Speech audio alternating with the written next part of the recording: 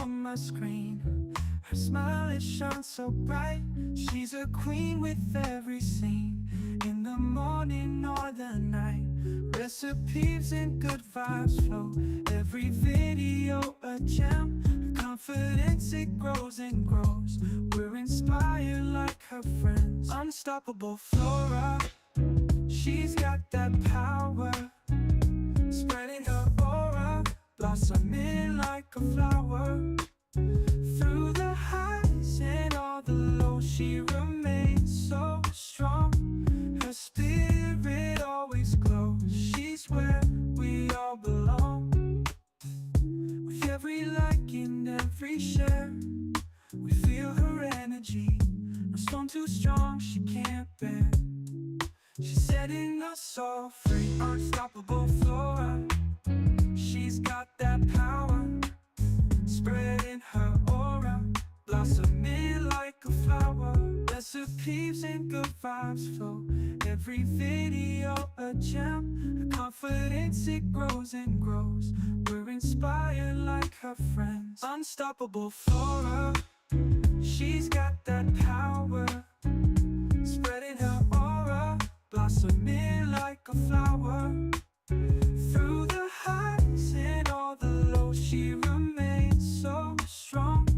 Her spirit always glows. She's where we all belong.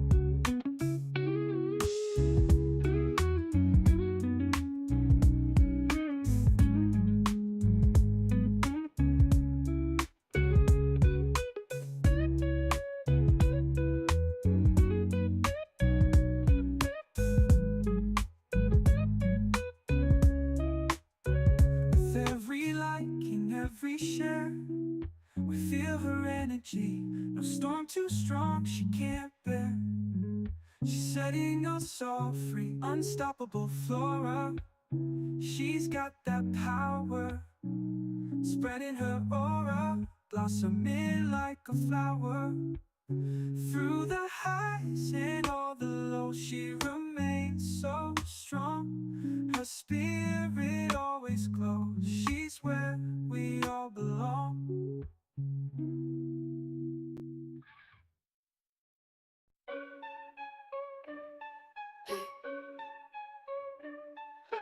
Battles got power, Florabella stands tall. Every drip, every drop, watch the haters fall. Channel sharp as thorns, ain't taking no mess. Scroll through her feed, feel that queen's finesse. Vines tangle tight, but Flora breaks free. Roots so deep, can't mess with her tree. From the mud she rises, roses from the dirt. Every comment section she lays down hurt. Flora's anthem, blooming under pressure. Resilient, resolving, no lesser. Florabella's reign strong and relentless. Beauty in battle, queen sure defenseless. From the garden green to the concrete wall, Florabella, unstoppable nature's child. Leaves whisper secrets, she's the loudest shout. From the channel buzzing, she never backs out. Seed of strength, through seasons she grows. In the face of doubt, her spirit glows. Cameras ain't a limit, she branches out. Thorns in her crown, she wears it no doubt. Flora's anthem, blooming under pressure. Resilient, resolving, no lesser. Florabella's reign strong and relentless. Beauty in battle, queen sure defenseless.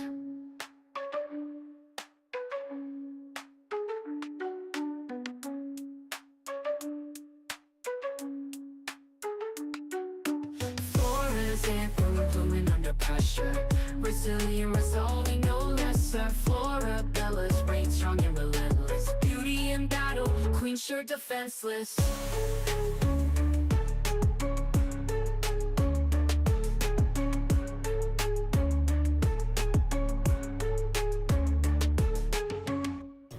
All right. Good evening, ladies and gentlemen. Thank you so much. Thank you so much for joining me. Oh, got it on a little bit of a loop. Thank you all so much for joining me here today. I appreciate you all coming to have the conversation. Now, I told you guys I was going to do a Tough Talk series, and this is absolutely one of the second Tough Talk series so far. The last one, unfortunately, I had to not mute it, I had to get rid of it because there was a very large copyright strike that they gave me the option to fight it, but that if I lost it, it would be an actual strike.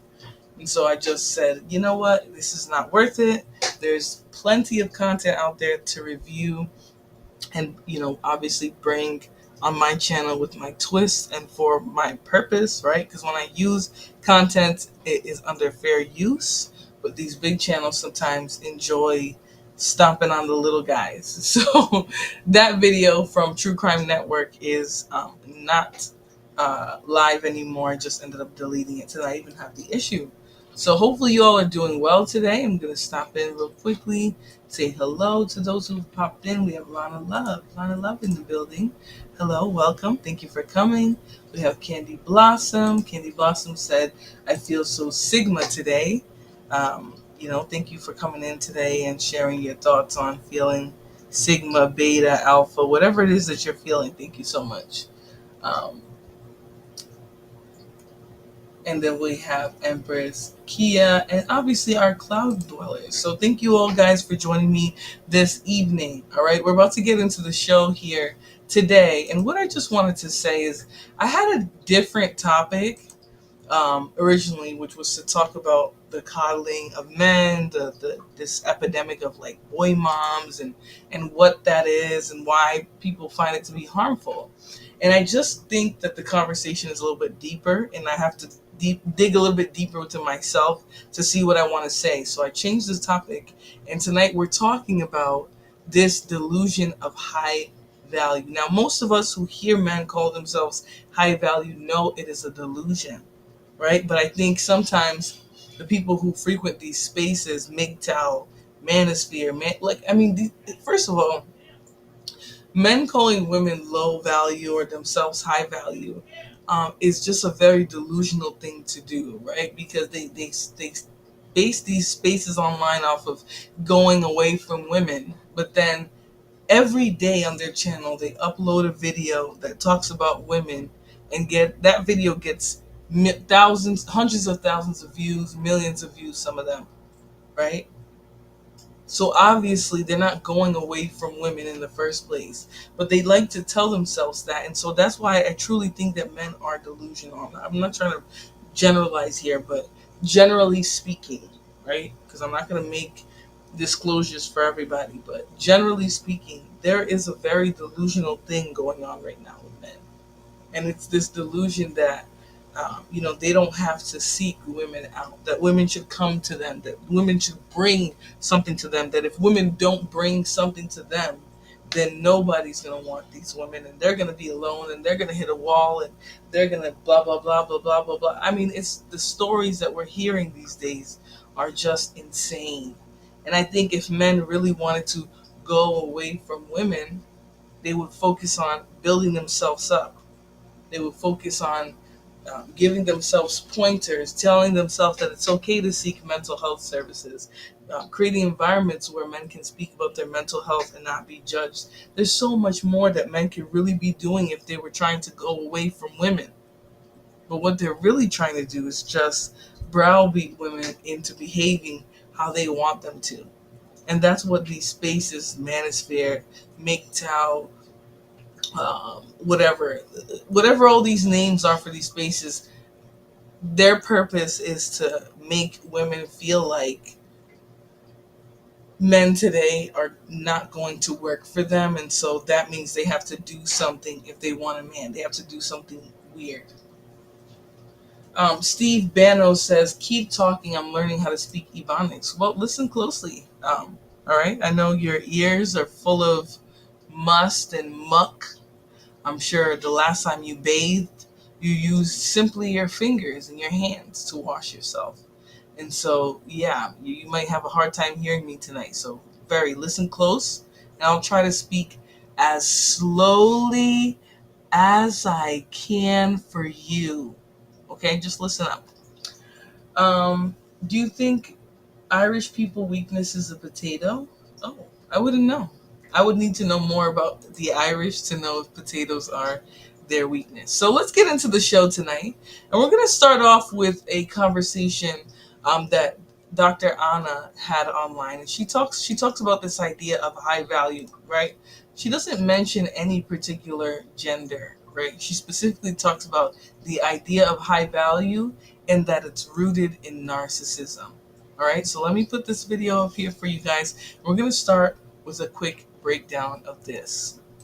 Recently, someone who uses the term high value woman, high value male, and calls themselves a psychologist has been getting canceled. Fun fact, this is actually the person who inspired my pseudo-intellectuals video about a year ago. It's actually starting to get a little bit weird how much my videos predict what's about to happen. But anyway, I digress. I have nothing to say on the cancellation that hasn't already been said, but I did want to talk today about the notion of like high value woman, high value man, specifically why a real psychologist is very unlikely to use these terms. Let's get into it.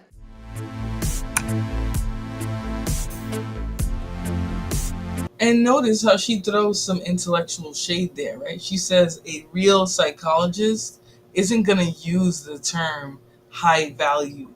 They're not going to view it from that, right? That's not something that would make sense from a psychological perspective, is what she's saying, right? It's a little subtle educational shade.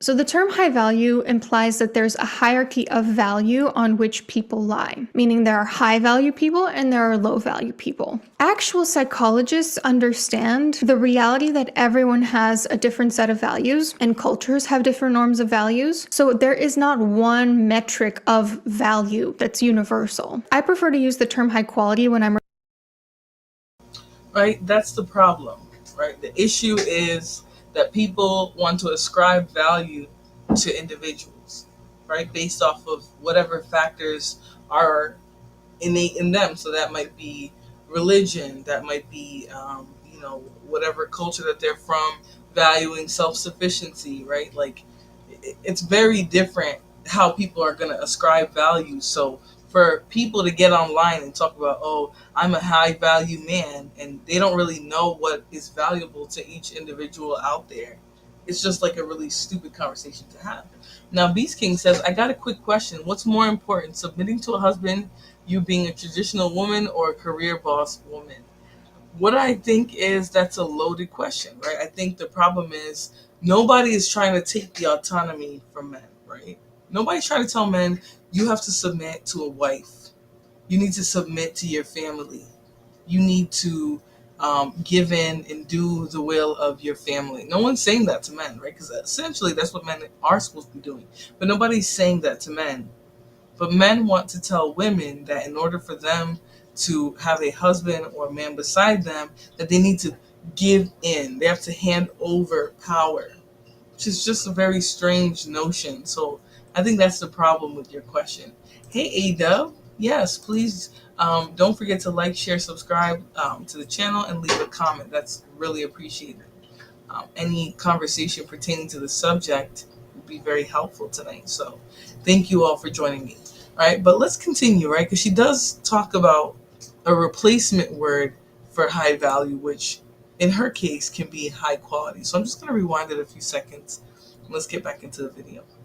Meaning there are high value people and there are low value people. Actual psychologists understand the reality that everyone has a different set of values and cultures have different norms of values. So there is not one metric of value that's universal. I prefer to use the term high quality when I'm referring to like what I personally consider a high quality versus low quality person, because to me quality means we're talking about certain characteristics, whereas value means we're ascribing a quantity of worth to a human being whose worth cannot be quantified. So for example, what I consider to be a low quality person is somebody who's unkind, someone who exploits others, someone who doesn't put in the work to self-actualize their dreams, because some of my values include hard work, justice, kindness. But another person might consider someone low value or low quality if they're immodest, for example, if they value modesty because of their religion, for instance. We judge people based on our values as if our values are the universal laws of nature, but truly psychologically healthy people understand the relativity of everyone's values, and they're not trying to shove their value system down everybody else's throats. People who see human beings as lying on a hierarchy of value are typically quite high in narcissistic traits. These days, I almost never look at comments, but in my early days of having a YouTube channel, I used to, and there were a few comments that like really stuck with me over the years. One of them was, I had mentioned in a video that everyone has intrinsic worth as a human being. And this person was commenting with like outrage, like, how could you say that? No, people do not have equal intrinsic worth. Some people are inherently much more worthy than others. That stuck with me so much because it is such a narcissistic way of viewing the world. There's a content creator, I believe it's the Nameless Narcissist, who's diagnosed with actual narcissistic personality disorder, and he has a video about this. For narcissists like me, everybody is ranked in a hierarchy, and it's very central to how we operate within the world. And despite the fact that these measurements vary from person to So, you see, narcissists create a hierarchy, right? Whether they pull it from society, their values, right? Things go from a hierarchy. So the way they treat their partners versus the way they treat somebody they want to do business with, it's all based off of that mind frame. Their whole mind frame is warped, and it's based on a power system. That's why it's really hard for people to relate to narcissists, right? That's why they use people the way they do, because if you're lower on the hierarchy, then your value is not even high enough for them to care, right? They don't really care about the value of that person that's lower on the hierarchy versus the person higher on their hierarchy, right? It's also why it's easy for them to discard people, right? They rank people. If you rank somebody lower, when you get somebody on a higher rank, you can justify that by, oh, this person has more value, they're more this or that, right? It becomes very easy to discard people. You can see there. Now, Beast King says, I see that, but women say they want providers, but then turn around and want equality. Now, again, I don't think a man who truly can provide would worry about what it is a woman is doing with her time. Like, a man shouldn't want a woman to lose her freedoms as a human being just because he's providing. But it seems like that's what men want. They want an exchange. If I provide for you, then you have to give me yourself, right? You can't work. You can't have a career. You can't have an education. You can't do anything for yourself. So it's an exchange. It's transactional. There's nothing there that's really happening that's love. It's more of like, how can I use you since you're using me, right? And that's how they view it. Relationships, love, things like that. Hey, Juju. Let me see here. How you doing today? Thank you for joining the chat. I thought a narcissist hates women. Again, it's how it's based off of the hierarchies that they view. But let's watch this guy here, because he literally is somebody who is diagnosed narcissist, and he identifies with narcissism. He's probably been diagnosed. He has been diagnosed, and he identifies with a lot of the traits. So he talks about it. person, they Actual narcissistic personality disorder, and he has a video about this. Crime. Oh, sorry guys, I don't know what I just did. So recently, someone who uses the term high value woman, high value male, and calls themselves a psychologist has been getting canceled. Fun fact, this is actually the person who inspired my... Sorry, I accidentally pressed back. I'm doing good, Juju. Thanks for asking. I hope you're doing well as well. Let me see. Checking on the chat while I'm figuring the video out. He says, so why are women bringing up narcissists when a man is behaving different? He doesn't hate you. I just won't take out the trash. I'm confused what you're talking about. I'm talking about high value being associated with the term narcissism being associated with the term high value, right? People who are using this terminology to describe people in relationships and how they choose people in relationships, that's narcissistic, right? If that's how you're kind of playing things out, and women do this as well. If they get online, they talk about, oh, I have a high value husband. I looked for a high value man. They use that terminology. The same goes for them. They're high in narcissism, right? Because there is this hierarchy, this ranking that they do, that they place people in boxes. So it's not me just getting on here talking about men. I know you guys, every time you hear anything that even remotely describes men, you guys get triggered. But that's not what I'm doing. Most men want the woman at the lower tier. When you say lower tier, what do you mean? Like women with no standards, I can see that. He says, explain to me, why do you women always pick men that make more than women don't always pick men that make more than them? I don't know where you're getting this information from. Um, Lana Love says, to whomever said that my husband provides for me and our family, but he encouraged me to finish my education. That is what a good provider does. Some men think that a provider inherently wants to take power away from other people, that being the woman or whoever else. And that's just not true. It never was true, right? Men who provide and who had the ability to provide often had women who were educated and who had businesses and other things that they did outside of their marriage, but they just don't understand that, right? They just don't get it. They can't conceptualize it. For narcissists like me, everybody is ranked in a hierarchy, and it's very central to how we operate within the world. And despite the fact that these measurements vary from person to person, they all feel objective and obvious to us. Viewing the world comparatively through a hierarchical lens feels like the only way to view anything. If you ask any narcissist, like, who's better, this person or this person, just in a general sense, they are going to have an answer. Although we all hold different values, and we can sort of like rate people in accordance to our value system, psychologically healthy people don't think that some people have more worth than others. They understand that like we're all human beings, we're all born with the same amount of right to compassion and human dignity. Notice psychologically healthy people, right? Because it's not healthy to ascribe value to people based off of them falling in hierarchy. Yeah, absolutely. Tiers, right? Who's on what tier? What I'm talking about here, you keep trying to say women find stupid reasons. This is not the reason that I'm using here. I'm specifically talking about how a person who uses this terminology, high value, right, probably has some traits of narcissism, right? Because it's not normal to view people on value scales. It's not healthy. It's not that of somebody with a healthy psychological well-being. Outside of just getting on here and wanting to call every man a narcissist. People in general who act like this, who see people through these high value lenses, right? They are unwell. They're not able to relate to people in a healthy way. All right, let's continue. And equality and all of that. For example, a child born into a wealthy family doesn't hold more value than a child born into an impoverished family. A person who's made mistakes deserves redemption and compassion just the same as somebody who's like never hurt a fly in their life. People's behavior dictates whether they're living up to various value systems, like say our value system, but every human being has intrinsic worth and deserves the same rights as everybody. Why do narcissists not understand this? Underneath their grandiose persona, narcissists are actually incredibly insecure. Now, a healthy person, when they feel insecure about themselves, they might treat themselves compassionately, or they might say like, okay, how do I become more like the person I want to be?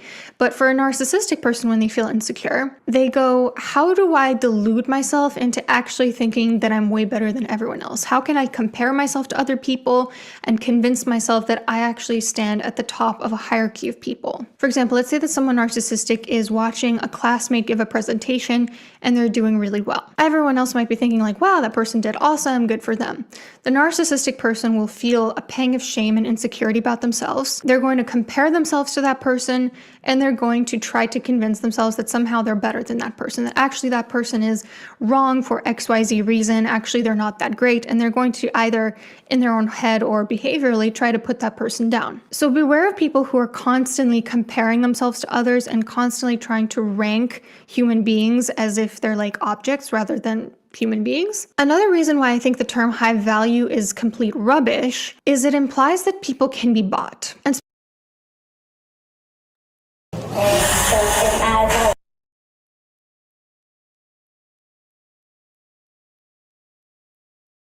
Sorry guys, I'm over here trying to work these two monitors and I'm looking like an old lady, unable to handle the technology. But I want so recently someone who uses the term high value about right before the commercial.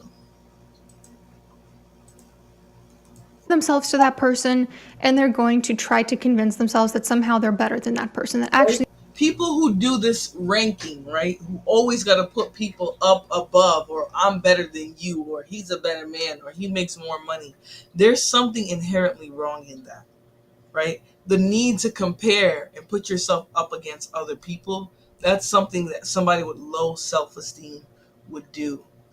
Right? That's why when I see these spaces always making comparisons and saying, "Oh, men want or women want to be independent, but look how they act, or look what they're saying when they choose independence. Look how they feel. Look how lonely they are. They're not having kids." It's like this weird comparison, and then they'll say, "Well, men are independent. They're staying young. They're looking good. They can get women even when they're old. Women hit the wall, but men keep going." It's like this crazy comparison of themselves to a woman so that they don't have to do the work to make a relationship work. That's really what it is. It's running away from self accountability in a relationship. Right? That's what we're gonna see tonight as we go through these videos and talk about the delusion of high value that men have. Right? That they think they're high value, that they think women have to work and fight to be with them. When what they're supposed to be doing is coming into relationships as a healthy partner with a healed mind, right? Who is able to be fair and balanced and build a bond and be vulnerable with somebody, right? Not just get on into a relationship and start wanting to lead that woman to hell or whatever, wherever the hell else you are trying to go. That's the main issue. Why would you marry a man? What? No car, only making $15 an hour. Well, I'm going to tell you this.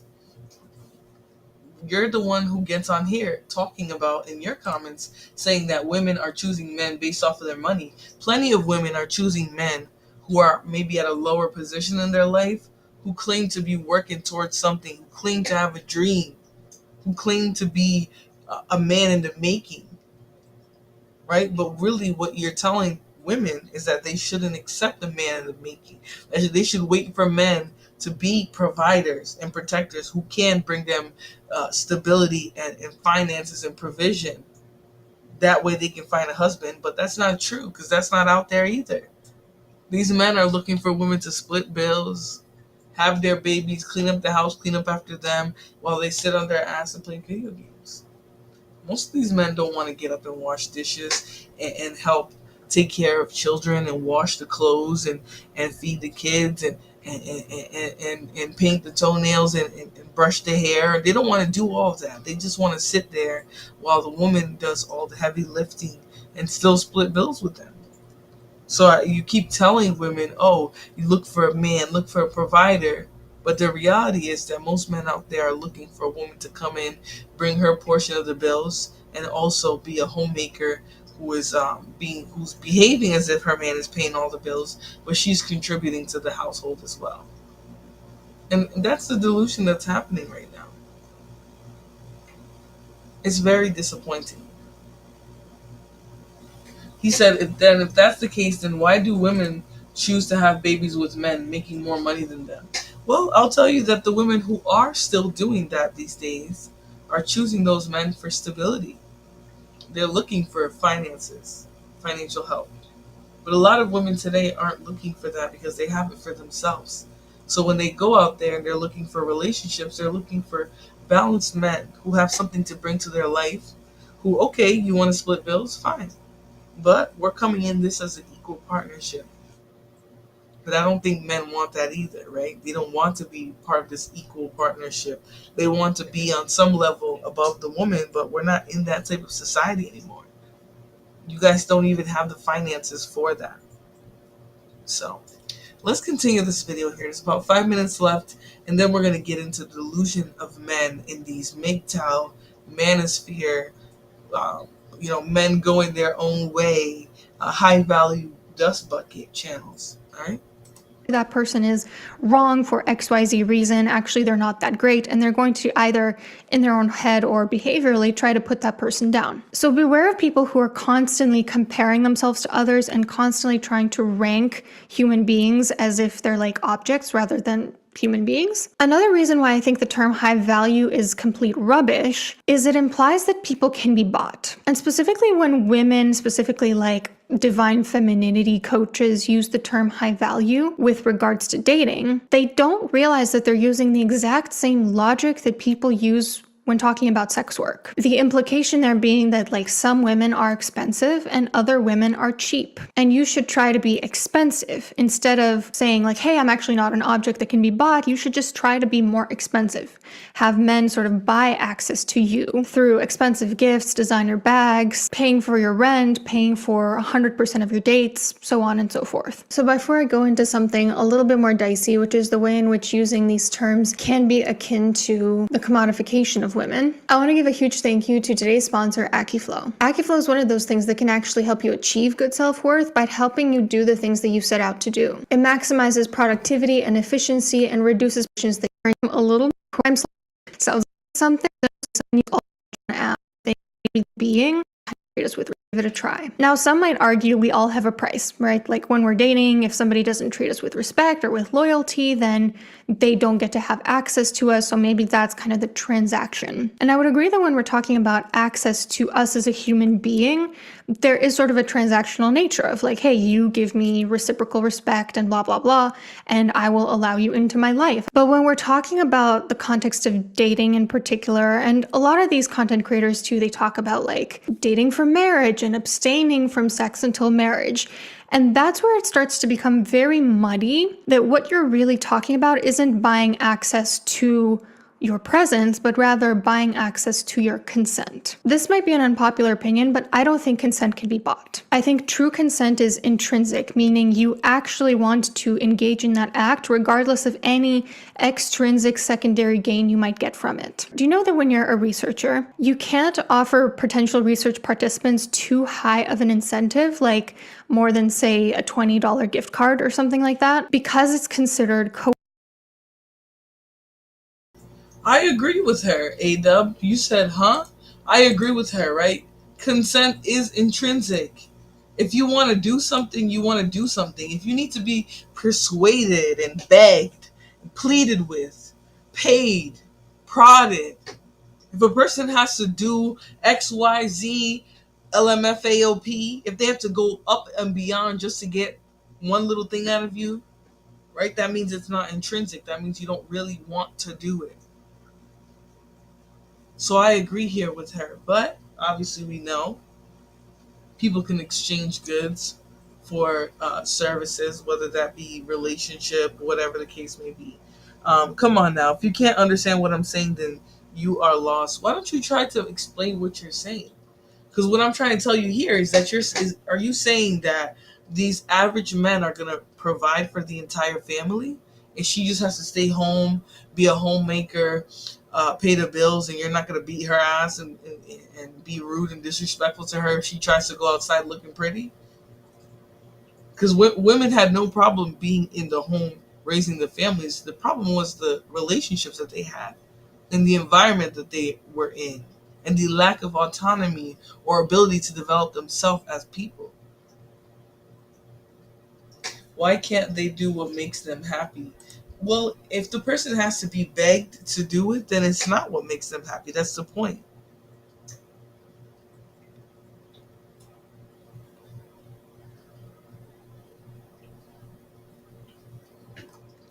Sorry, guys, I got distracted. Let's continue. coercive because they might not actually want to participate in your research study if you offer them like $100, $200, $1,000. It's considered coercive. It's not entirely consensual. I think it is inherently traumatizing to engage in acts that are not intrinsically consensual, that you are participating in primarily because of extrinsic rewards. So to me, when I hear you have to be a high value woman by making it more expensive for men to be around you in this and that way, all I hear is the objectification and commodification and quantification of women's worth. So that is why I would be very wary of anybody who is using these terms, because firstly, it's very in line with the way narcissistic people think, and secondly, it's very objectifying. What do you think about all this? Let me know down in the comments, and see you soon. Yes, so I really like her channel, Dr. Anna. Let me just share her in the chat for you guys. Psychology with Dr. Anna, because she comes from things from a psychological perspective versus like wanting to give opinion mixed in with psychology, like Psych Hacks does, which we're going to talk about his Dusty Behind tonight at some point. All right, but for now, let's go into this first idea that I'll say this is coming from men. The reason why I have this mammy, and I'm calling her a mammy, not for the people who want to gaslight, not from the racial perspective, but for the fact that she centers the opinion of men, and probably more importantly black men. That's probably who she's catering to, but that's why she's being called a mammy in this concept. And the reason why I'm saying that is because she's going to talk about women regretting divorce, even though they are the first and more likely one to file for divorce still, right? Even with this quote unquote supposed women being lonely that men are talking about now, that they believe is also happening aside with men, with women, aside with men being lonely. They're claiming that women are also in a loneliness epidemic. All right, so let's hear this mammy. And moved on and doesn't care about me. It still just sucks, you know? I'm honestly really sad right now, if you can tell. Mrs. Rivera, I will say this to you. You're foolish.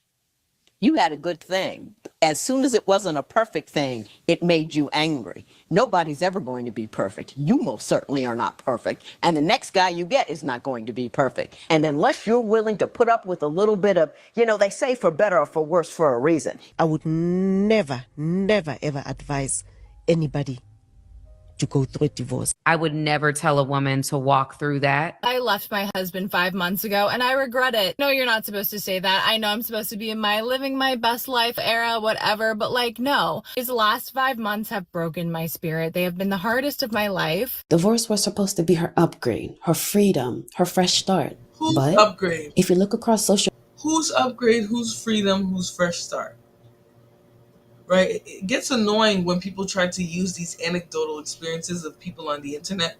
First of all, if you're using the internet as a medium to share the aspects of your relationship, then there's problem number one, right? Problem number two, women are still the first ones to divorce each other. To divorce the man, right? Divorce in the relationship. That hasn't changed. Even with women leaving these relationships and feeling lonely, the rates of divorce are not going down. So why even feed this lie that women are all regretting their divorce because a few women get on the internet and talk about regretting leaving their spouses, right? It's probably a temporary feeling on top of that, but let's continue. Social media today, the truth is hard to miss. Women are regretting divorce more than ever, and the regret doesn't take years. It hits instantly. The first night alone, the first bill without his paycheck, the first time she sees him smiling with someone else. That's when reality crashes in. She traded stability for loneliness. Why did I divorce my husband? I divorced my husband because I was making a certain amount of money. I divorced my husband because I thought I didn't need him anymore.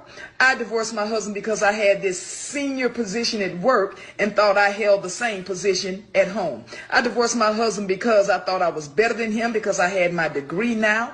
I divorced my husband because I thought a successful marriage meant I was here and he was down here. So why did you guys get a divorce? Because I really wanted something different. It's very unfortunate because he was the most loving, kind person. I had all the love and support that I could have ever wanted. But I think I went through a period wanting money. See, women think he'll fight, that he'll beg, that he'll chase. But the modern man, he doesn't. He keeps his dignity, signs a lease on a new apartment, and moves forward without looking back. I was waiting on my ex-husband to be a bad person. I was truly waiting on him to do something so bad that it would justify me ending the marriage. Again, I was waiting on my husband to be a bad person. I stayed with the same person for 21 years, created a family. I was in the relationship 21 years, married 17. And I was married to a good man. I was married to a good guy. Did you hear that? She admits it. He was a good man. No cheating, no abuse, no betrayal. Now that you think about it, she does kind of look and sound like AI. Because first, you know what, the eyebrows say otherwise. So no, I don't think she's AI. AI would have had her eyebrows look a little bit more kept in the roots of her hair. It's giving a regular human being. It's giving a mortal. So I don't think that she is. But I'm just gonna say this. I think that taking women's anecdotal experiences online is very harmful, right? It's harmful to conceptualize this and make it into what every woman feels or how most women are acting. Right, that's the problem with these MGTOW, manosphere, men going their own way like type channels, is that they portray all women to be a certain way. And so what's happening is that when men are going out there and interacting with women, they're expecting that all women are a certain way. And so when things don't go a certain way, you see more men getting upset or being violent or being derogatory towards women and kind of teaching and ingraining that derogatory attitude towards women. Oh my god, man. AI would have corrected her forehead size. Yes, I was thinking the same thing. There's just way too much going on here that is giving mortal that's giving a mortal human being. So all right, let's continue. Real. And still, she sat there waiting for him to fail just so she can justify leaving. That's the modern divorce mindset. Even a good man isn't safe. The better he behaved, the more trapped she felt. And once he moves on, she realizes she didn't just lose a husband. She lost the kind of man she may never find again. And here's the part that cuts the... But here's my thing. If there's so many good men out here, why is it that you get one and you might never see one again? If these men are in such abundance, if good men are in such high abundance, why is it that good men come and go and you never see another one again? You get one in your whole lifetime. Most of these men are gay. They just haven't consummated. Listen, some of these guys that we're gonna look at are definitely giving bourgeois boys. Definitely giving bourgeois boys. I'm just saying, like, AI is not gonna have her out here looking like she drew on her eyebrows. Like, they're not. All right, let's continue. deepest. While she's crying into her phone. Here's an all-you-can-eat Indian. Healed and moved on. And Oh. Mind you, they got a bunch of mammy clips, like clips of mammies, as if that's supposed to mean something. But let's continue. Welcome back to my What's my computer healed and moved on and doesn't care. There you go. Gonna go back to here when she started. Good man. No cheating, no abuse. Well, I'm officially down 8 pounds this month. Healed and moved on. All right, some Dusty is literally hacking my computer at this point. Hold on. I don't know what's going on. I'm going to use my space bar. So she can justify leaving. That's the modern divorce mindset. Even a good man isn't safe. The better he behaved, the more trapped she felt. And once he moves on, she realizes she didn't just lose a husband. She lost the kind of man she may never find again. And here's the part that cuts the deepest. While she's crying into her phone, he's leveling up. He didn't chase her. He didn't beg. He accepted her choice and built a better life without her. He replaced argument with admiration, chaos with peace, loneliness with options. And in that moment, the man she thought she could always come back to became the man she will never qualify for again. This is why divorce regrets are exploding. Not because men are gone, but because men are doing better. Men age like wine. More income, more confidence, more options. So she's just slobbering on a... my problem is men age like wine. More money, more income. If they're saying that women are more single, childless, educated, career-oriented, then wouldn't women also be elevating as well, making more money, more educated? It's like they want it to seem like women are sad while they're making more money and having more freedom and less responsibilities. We're not sad. Just because this mammy's up here and she's sad doesn't mean that we all are sad. It's like I'm gonna have to bust out the mammy DSM for this. I'm gonna have to. If this is a real human being. Have we determined that yet? Because she's given a little AI with the way she's talking, but we might have to bust out the mammy DSM for her, because I don't. And look, 4 hours ago, look, these mammies get numbers off of these lonely nakers. I'm telling you, numbers, because they know that Healed and are. Sorry guys, I don't know what YouTube is doing right now. It's been glitching like all morning, but they know what to say. Let's address this. As men age alone in nursing homes with diabetic feet, high blood pressure, and peens. And broken peens. Yeah. I mean, way before they get to the nursing home, those peens are already breaking. You know, you have men who get online and talk about having low T a lot. It's a very common thing. So way before they even get to the nursing home, the peens stop working. So yeah. I don't understand why act like women are the ones that as they get older are going to be alone. A lot of the times women take care of a lot of people throughout their life. You know, they have a lot of responsibilities. They're tasked with loving on and raising a lot of people. And so what that happens is when women get older, they usually have a lot more people around. They've cultivated more relationships, more community, whereas men are just always trying to dominate and move, hence left, forth, left, right, up, down, trying to do better than the next man, woman, or child. So yeah. Empress Gay says most of my patients are lonely older men. Yeah, that's essentially how it works. When I was in the care field and I was working with people who had special needs and elderly, it was always older men who were left in the care of the state. With not just the state, but you know what I mean, like left in the care of these nursing homes who are like not state-run facilities, but they take people who have Medicare, things like that. A 3 times married man tried it. Okay, let's address this. I'll be here. A 3 times, yeah. There'll be men in there that has 6 wives. None of the wives came check for them when they were in that nursing home. And it's sad that men aren't able to cultivate and keep healthy relationships throughout their lifespan. And that's kind of, a lot of it has to do with how they're socialized. But it also has to do with now, I think, some of these online spaces that they're frequenting. Right? What they're learning and believing about women, how they're going out into the world and treating women and people based off of these understandings. Right? It's keeping them lonely. The young men are lonely.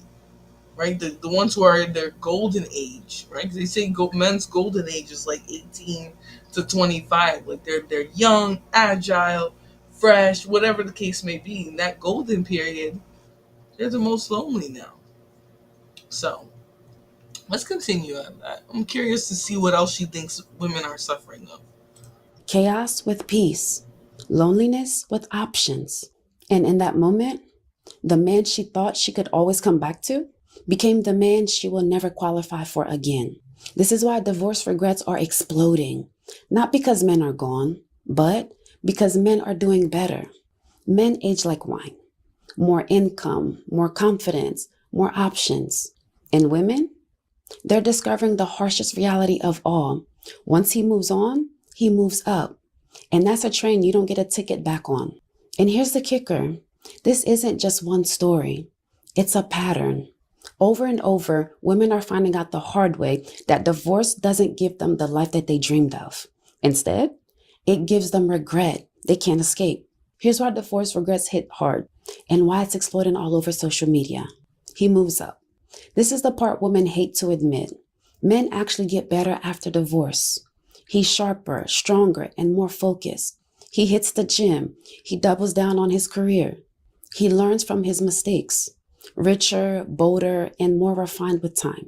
Meanwhile, women, they hit walls society doesn't like to talk about. The dating market doesn't reward them the same way.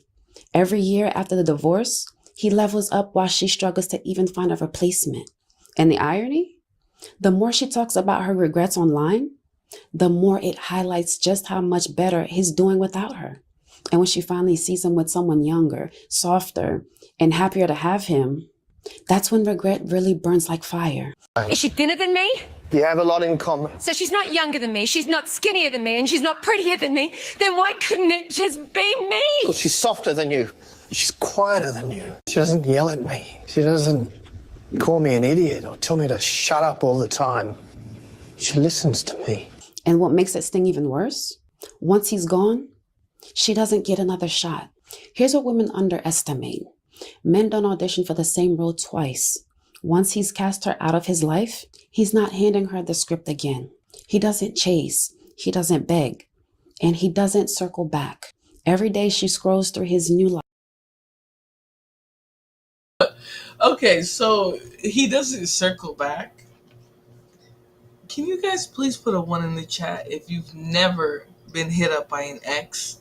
Put a 2 in the chat if you've been hit up by an ex. Several exes. More than one ex.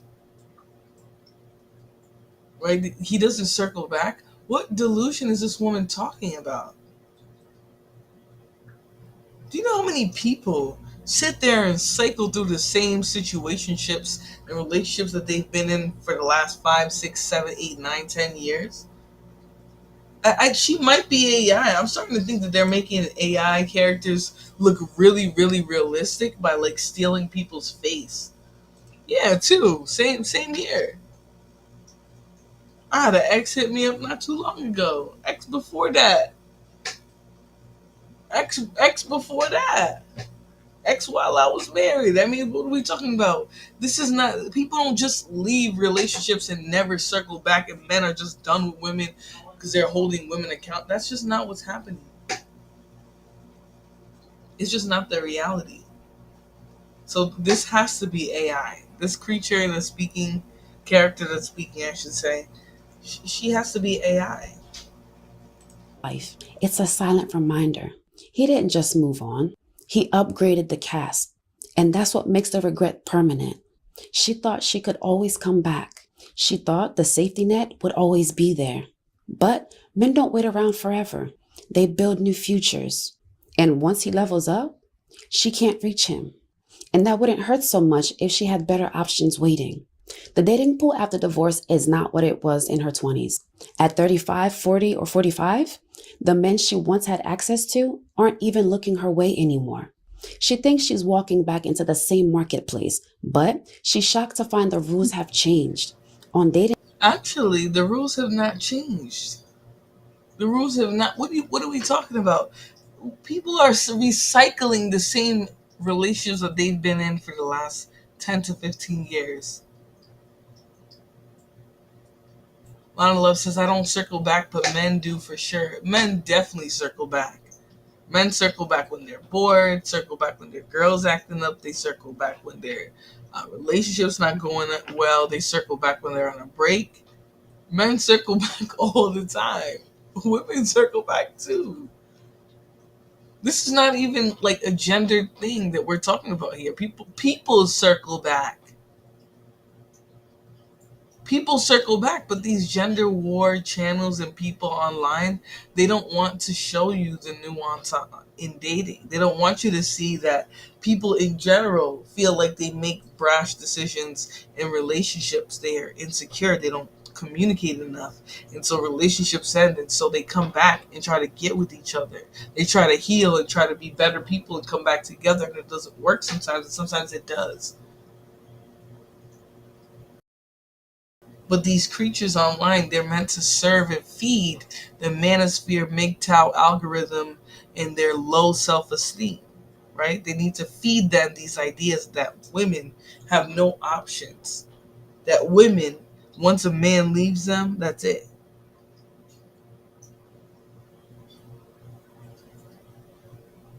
apps, men in their 30s, 40s, and 50s overwhelmingly swipe right on women in their mid-20s.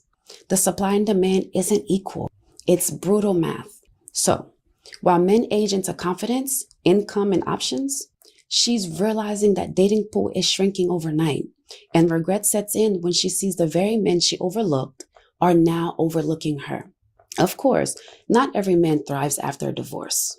Some struggle, but the scale tips one way, and women are starting to feel that reality real hard. And here's the craziest part: most of them didn't even leave because they were miserable. In so many stories, you'll notice the same mistakes. She had 90% of what she needed in her husband. He was loyal, consistent, a provider. But she obsessed over the 10% that was missing. Maybe he wasn't romantic enough. Maybe he didn't post her on Instagram. So she left chasing that missing piece. What she didn't realize was that that 10% was never worth losing the other 90. And the cruel truth, once you throw away 90, you don't get it back. And here's the kicker. When she leaves for the 10%, another woman happily takes the 90% she gave up and adds her own 10% on top of that. So while she's chasing spark, someone else is building a fire. And in hindsight, she realizes she didn't just lose her husband. She handed him to someone else's future. And that's why regret doesn't wait years. It shows up immediately. Yeah, it's weird. She's speaking about it almost as if it's just happening to one gender. And again, if anybody knows anything about relationships, we would know that this is something that happens to all people, right? Men and women. They come to this point where they feel like they've lost a relationship or something that they tried to work on, right? That they want to get it back. Hold on, sorry. I gotta restart a video here and remove one of them. So this AI lady is getting on my damn nerves, so we're gonna move on from this one here. Okay, because she's really just talking out of her bum cheeks. So we're gonna talk about MGTOW and this group of men online who claim to be men going their own way, but they talk about women daily, right?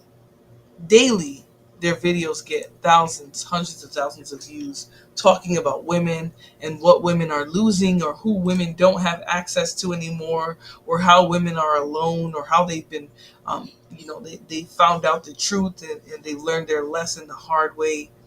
You talk about women daily, right? But they're men going their own way. How are you going your own way? Let's get into it.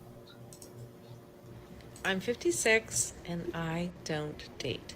I have been divorced twice. And before you come at me with the whole like, well, obviously you don't date, you're so. And let's just say she's eating 56 up.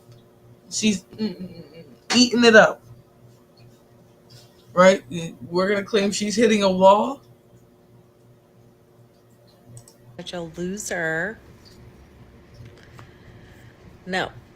I was divorced twice because both men were idiots.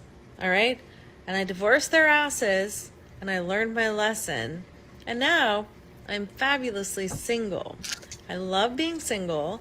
The single independent woman is the new success. Excuse me, sorry. Are you two people? Yes. Would you mind telling me the quick story of how you first met? I was chasing her for years. She didn't respond to me, but I never gave up. What made you respond eventually? I got older after a while, and I was like, you know what, Like, first of all, he's going to try and turn that into, oh, I got older. She became mature. Maybe when he started chasing her, she wasn't ready. And this man is going to use this situation to flip it into whatever. But look at them three beautiful children that they have that a lot of these MGTOW bandits are never going to have. So let's go to the beginning of their interaction because I actually didn't catch it because I was looking away. Let's get into it. Sorry, are you two people? Yes. Would you mind telling me the quick story of how you first met? I was chasing her for years. She didn't respond to me, but I never gave up. What made you respond eventually? I got older after a while, and I was like, you know what, it's time to go. The egg's gonna get scrambled after a while. So And how long ago was this? This was 6 years ago. Originally, we were supposed to be together for 11 years. So I've been chasing you for 5 years, and then I got a good 6 years in. Yeah. 6 years in. Oh, nothing. And I'm just sitting her. here thinking. And got her with, first of all, he was chasing her and got her with 3 beautiful babies. And this is what these MGTOW bandits are not telling men about why chasing and seeking out a woman and showing that you want her is important. The chase isn't about ego or the man bowing down. right? It's about the man putting in effort that shows that woman that she should be safe with him, to have his children, to be submissive, quote unquote, like they want, right? Submissive in ways that a woman would do for a man that she takes care of, that she wants to have babies with, that she feels safe to have babies with, right? MGTOW bandits aren't going to tell y'all, men, go in your own dusty way, that if you chase a woman, you have the ability to create a family, to create a woman who is for you. First of all, look at that woman he got. Beautiful, gorgeous, natural. She had long dreads. They have 3 beautiful children. 3 children that he's there presently taking care of. And they're going to what? Paint him as some sort of simp? These MGTOW men claim that that's exactly what they're trying to lead men to. But the very thing that MGTOW men can be getting, they can't get while they're in the mindset that they have in these MGTOW spaces. So let's watch that again, and then we'll move on to the next one. Success. Excuse me, sorry. Are you two a couple? Yes. Would you mind telling me the quick story of how you first met? I was chasing her for years. She didn't respond, but I never gave up. What made you respond eventually? I got older after a while, and I was like, you know what, it's time to go. The egg's gonna get scrambled after a while. So And how long ago was this? This was 6 years ago. Originally, we were supposed to be together for 11 years. So I've been chasing you for 5 years, and then I got a good 6 years in. Yeah. 6 years in. Oh, nothing. I'm just sitting here thinking about how the patriarchy is literally energetic theft. Like, it's an energetic transfer from women to men who know that they do not possess the same kind of energy as we. Yeah, it's absolutely energetic theft, right? I love that she mentions it like this because it is an exchange, right? I was talking about this exchange a little while ago. Men that say that they want women to submit and give up their careers and livelihood and education and things that they can build for themselves in order to have a husband, right? They want to steal your energy. They want to siphon your energy. They don't want you to be your best energetic self. And that's the major issue that I think women have with this, is that in order to be within the patriarchy, they have to give something up rather than compliment. Right? In the days of the feudal system, it was never an issue for the woman to go out and get an education and do some business and do some things that were good for the estate. That was never an issue, right? But now it seems to be. If a woman wants her education and who wants to have a career and a life outside of her husband and family, right, then she's a problem. Do, and they also know at the same time that they wouldn't be able to survive without our energy and without the things that we provide. This is like very practically obvious, right? It's not some kind of big, well-kept secret. Everybody knows this, especially the women. But when you look at men and women that are in relationships, it's typically the men that are doing better.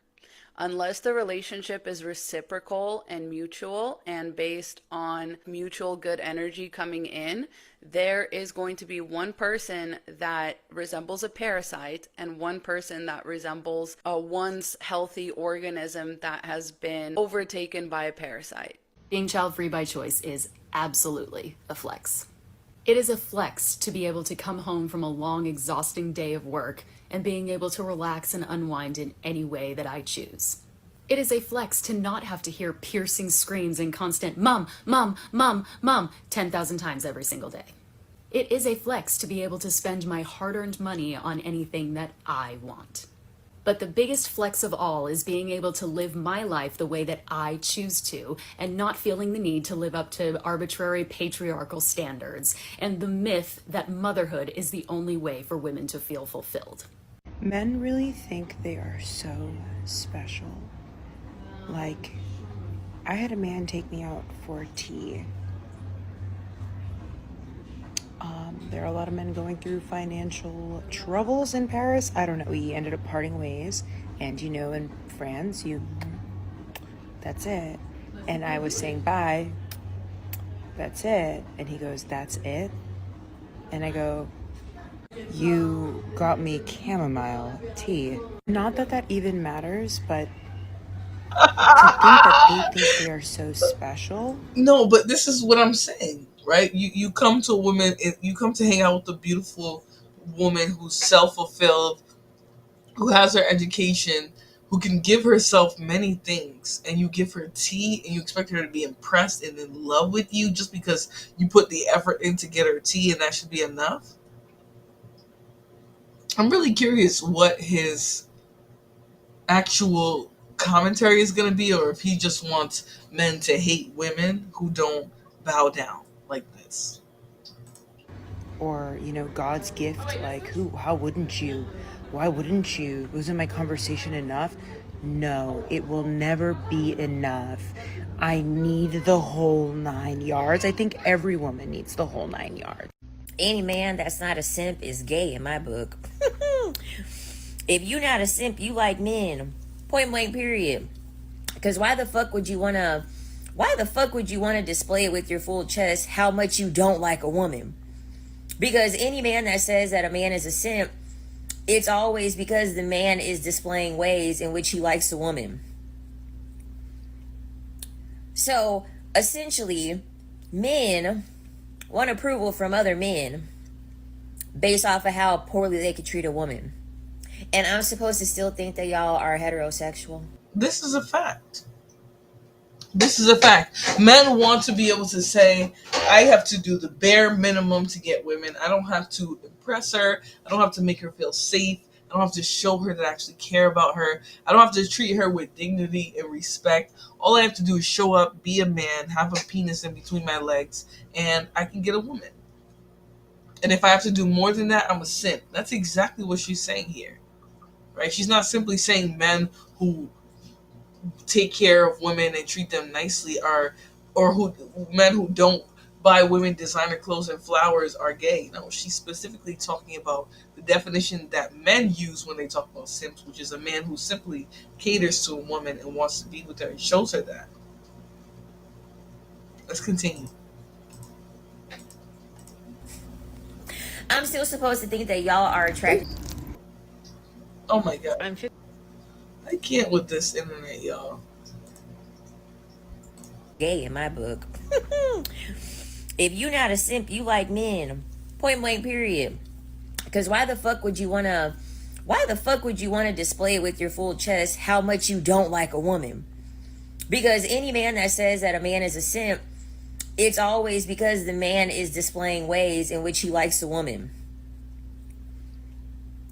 So essentially, men want approval from other men based off of how poorly they could treat a woman. And I'm supposed to still think that y'all are heterosexual? I'm still supposed to think that y'all are attracted to women and y'all like women when y'all take pride in admitting the fact that you actually hate women and you actually want to do all the things possible to show that you hate women in order to impress other men? Yeah. And I say this, and I agree with her specifically because the stuff that men say when they talk about, oh, a woman shouldn't expect you to take care of them, a woman should expect you to pay the bills, a woman should expect you to pay for the date, blah, blah, blah. Those are simple things that a man can do to prove that he values the time that he spends with you. Simple.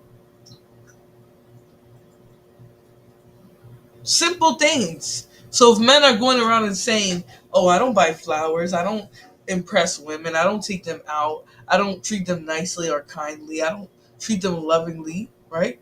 That's simp behavior. What else is it? Because women don't want that. Women don't want men who are doing the bare minimum and who are not giving any value to spending time with them, who aren't courting them. There's some women who are delusional who have accepted that for a short period of time, but all of those women today are not accepting that anymore. A lot of these women would rather have cats, multiple cats, than to be with you men. Gino says, simp is a man who overextends himself for a woman who won't reciprocate. Right. So again, if a man is extending himself and that woman is showing him love, tenderness, care, attention, affection, giving him a family, like that woman was in the last video or last couple of videos, right? She had 3 children with him.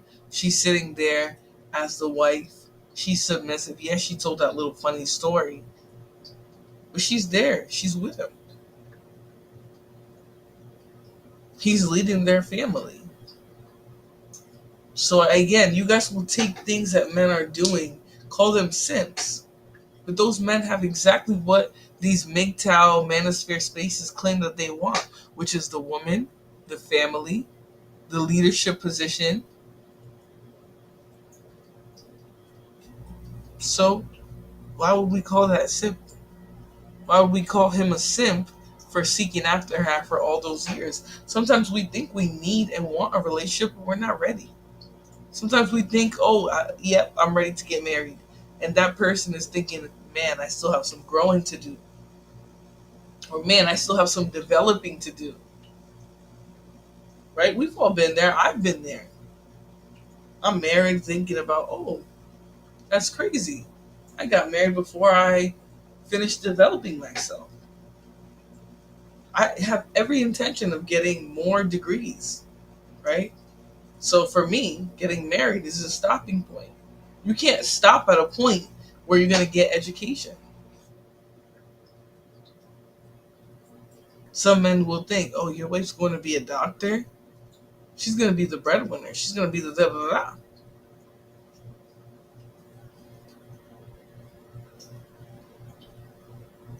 If a man were to put me through college so that I could be a doctor, oh, he's a simp. How? How would a man be a simp for doing that? Right? Because if it wasn't for that man, right, that woman might struggle to be a doctor. So how is that a simp? You know, I just think that, again, we need to leave our personal preferences in our own relationships. Obviously, don't allow yourself to be used or anything like that. But calling a man a simp because he wants to take care of his woman, he wants to be a provider for her. You know, I had one dude tell me, I don't feel close to you. And I was like, why? Oh, because when you need money or something, you don't ask me. You never ask me. I was like, what? This was after we broke up. I was like, I would have never thought. I wish you would have told me this at the time. But again, I'm not the type of woman who looks at a relationship like, oh, that man's going to pay for me and everything. Even though every time we hung out and we did anything, he paid for everything. Always. But it doesn't mean I'm going to sit here and think, oh, you're my wallet. Because I don't think most women move that way. Most of us women nowadays earn our money. We work while we're in school. Once we have our careers, we work after that. We're not looking at men like wallets. It's not that time. And if you're thinking about gold diggers, ask yourself, why are you falling for a gold digger? You know, Beast King was in the chat earlier talking about, oh, these women are looking for men who make more money than them. Explain all these NFL gold diggers. You guys are choosing women who don't love you in the first place. You got, first of all, Travis Hunter,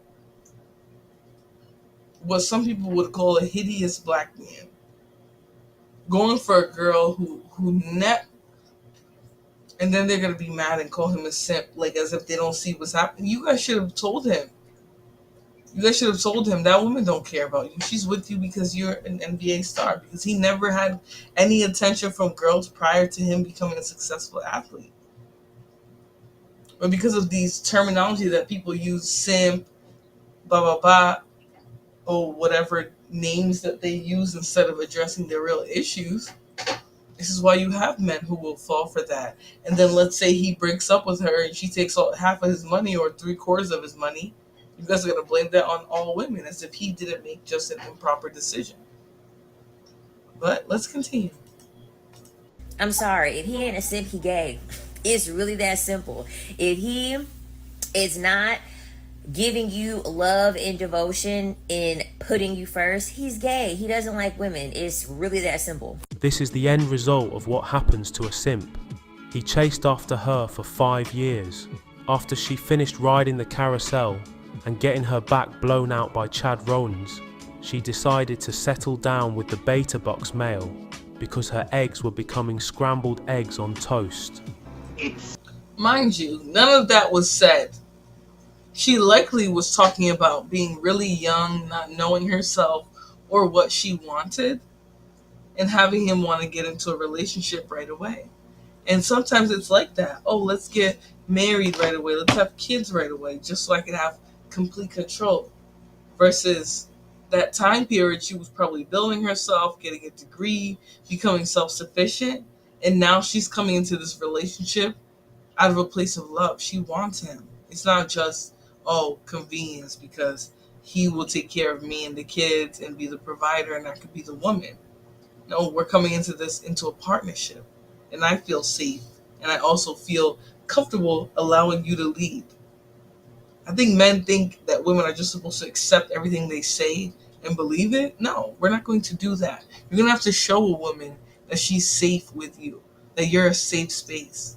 If you don't show that, you're going to have problems in every relationship that you have. Because relationships are about safety, are about health, about building something. If he was seeking her for all that time and she took time and she said no, chances are he wasn't ready and she wasn't ready either. And happily, both of them were mature enough to understand that. Dark Lake says, there are chauvinists that exist, but when men say simp, they are referencing doing things for women without those women reciprocating.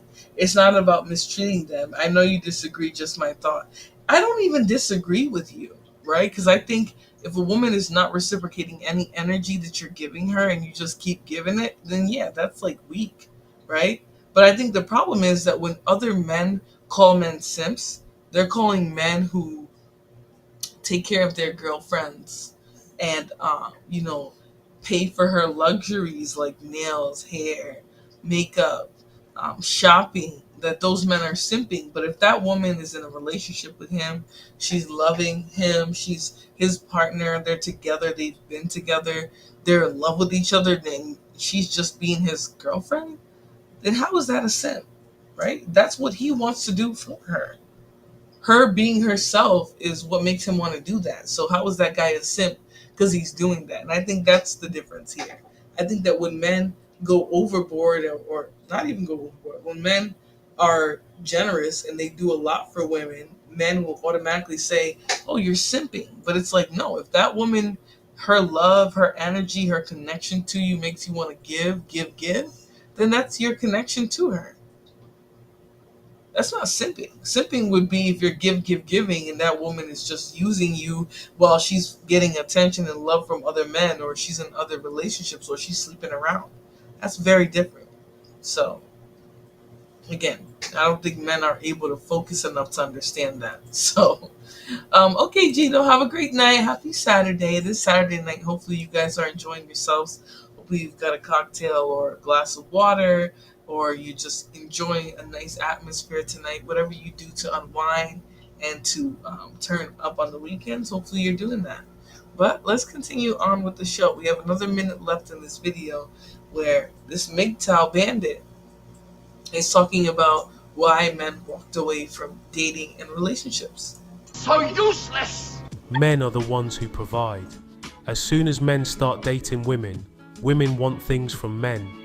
The only parasites are the ones who drain the other person of time, attention, money and resources. I wonder who that is. Always whining, always wanting something. How can it be a flex to live exactly as you were born, childless? Being childless is your default state. That's not a flex. You're boasting about something you already have. Okay, so a man being childless, quote unquote, is your default state too. And men brag about not having to take care of children or a woman or having the stress of a woman in a family and having to pay all the bills. So, I mean, this is just a crybaby British dude. Let's continue. She's an idiot. Contradictory, how you accuse men of thinking they're special. Yet you're sitting there demanding the whole 9 yards from a complete stranger you don't even know. Guess what? You're not getting the whole 9 yards because you're not special. Stop being vain and arrogant. Poor, deluded females. Yes, because I'm sure buying a woman flowers, giving her constant compliments and expensive gifts, makes women fall head over heels for a man. Women never respect desperate men. She is just trying to shame men into begging for her favor by calling them gay. I don't fall for that shit anymore. Real men of genius. Yeah, these are not genius. These are men who These are men who want to keep men single. And so what they want to convince you is that a woman asking, or actually a woman wanting a man who's going to do something for her, who's going to show her that he wants to be with her, is a woman who's greedy and who really doesn't care about him. The fact that that's their messaging tells you a lot. Now let's go into this next video. This is by Cosmic, whatever, Cosmic Dusty. I don't know what his name is, but it's Cosmic. So he wants to create this idea of loneliness in women after the independent phase. So let me just go ahead and share my screen here because I want you guys to see this video here. Hopefully you guys understand what I'm trying to say here. All right? Or not you guys, I should say Dark Lake. Hopefully you get what I'm trying to say, right? When you guys get up here and you tell each other that a man working for the attention and affection of a woman by buying her gifts, taking care of her needs, things like that, by calling that simping, right? You guys are discouraging men from treating women favorably, right? Do you want a man to treat you favorably or women?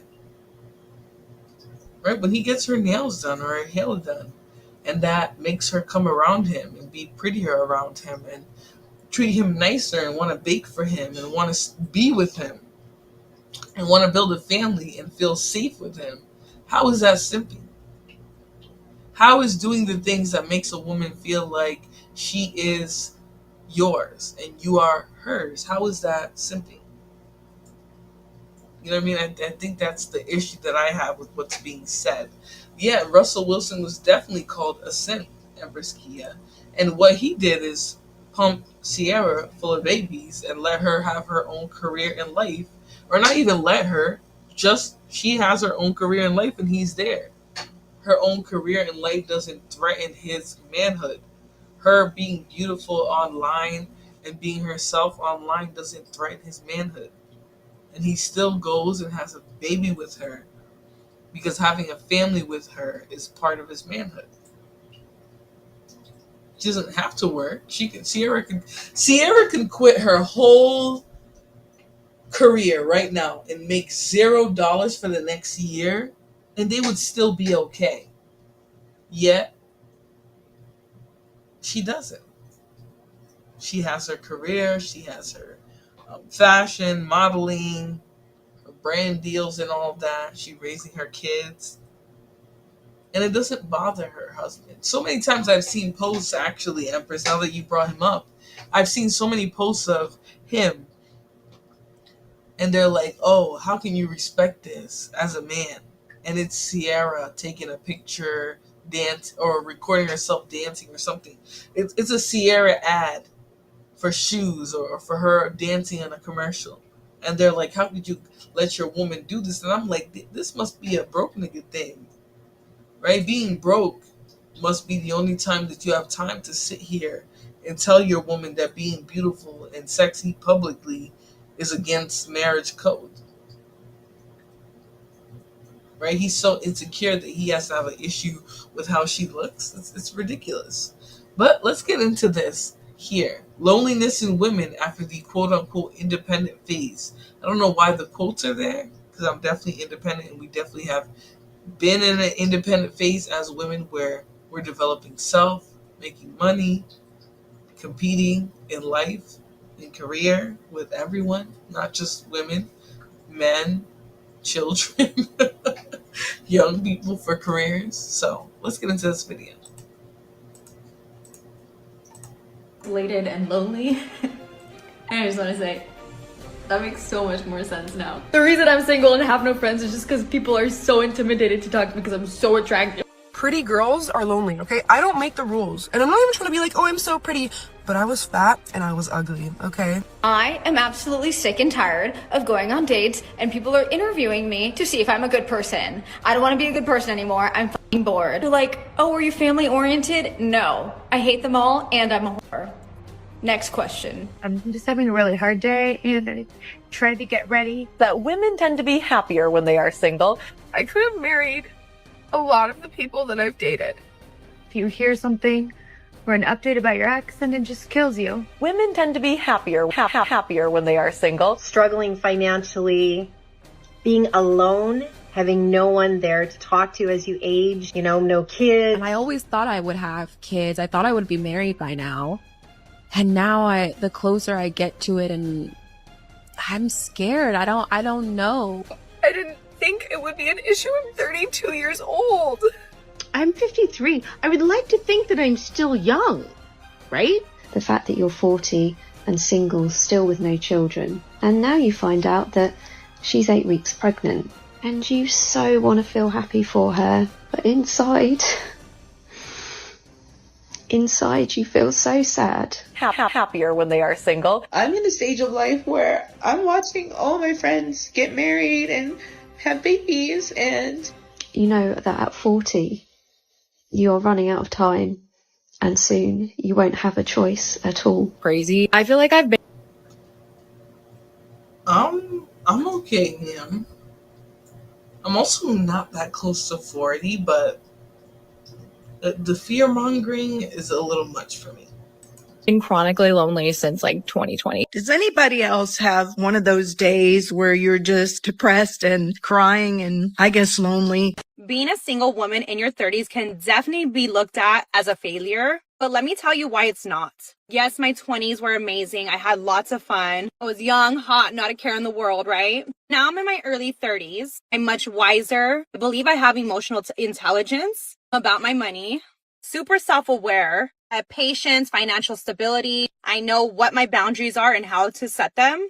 I mean, overall, being in my 30s is great, but also being single and being able to do whatever the fuck I want without having to worry if I can or cannot do it, it's definitely the best feeling in the world. That's amazing. She mentioned she used to be hot in her 20s, but now she's wiser at 30. Let me break it down for you.